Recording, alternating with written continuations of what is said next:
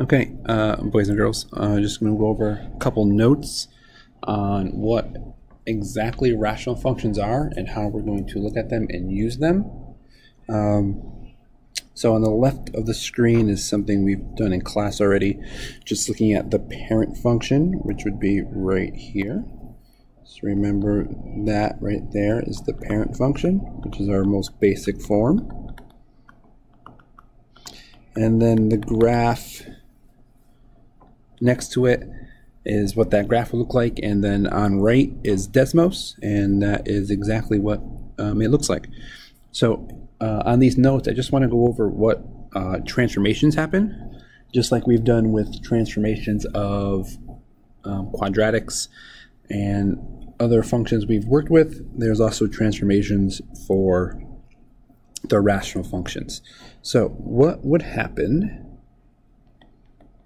if I added a number to x? What do you think? What would happen?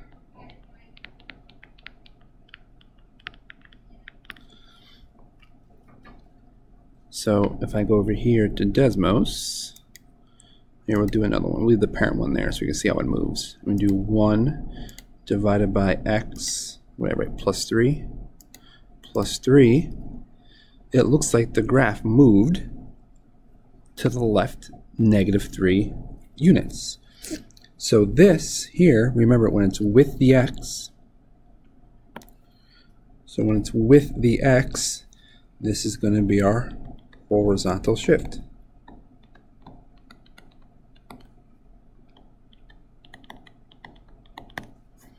And that is going to be the opposite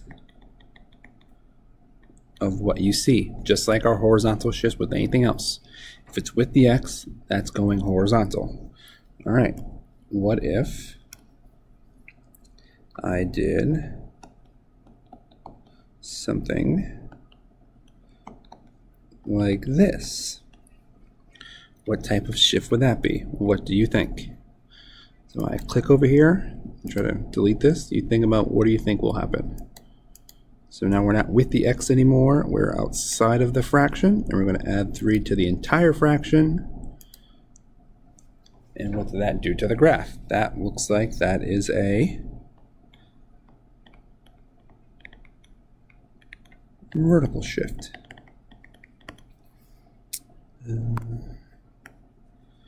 So that's a vertical shift. Okay, perfect. So we have horizontal, we have vertical. What would make it, let's see, we said before flip. So that was a negative, right? Outside is what made it flip. What do you think this would look like flipped?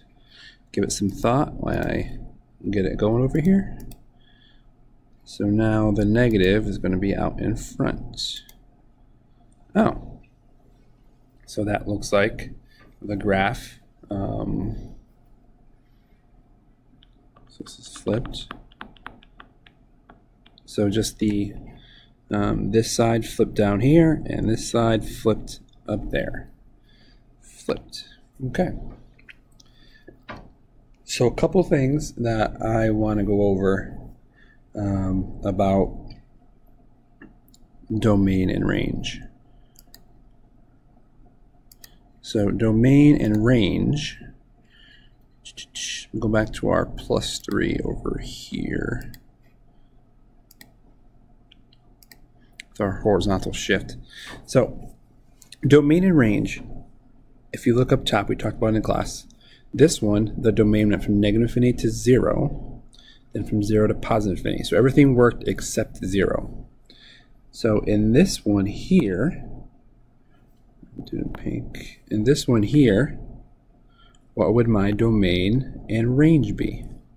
Well, let's do domain first. So domain would be, again, starts at -infinity because it goes all the way to the left. But now here, I describe these zeros as where the graph stopped and where it wasn't going to touch and where the x couldn't be. So what can x not be here? Well, here it looks like x cannot equal -3, because that equal -3 would be 1 over 0. And it looks like the same thing in our graph. At -3, it will never touch. So the domain will be from -infinity to -3, and then that u, remember, is union. Then it's going to continue from -3 to positive infinity. Remember, you're describing what x cannot equal in your domain. So x cannot equal 3, and that's represented right here, saying that it goes right to it, but doesn't touch. Now for this one, the range is our y's. Start from the bottom, -infinity. This looks just like the parent function, where it's going to go to 0 but not touch it. Union 0 to positive infinity.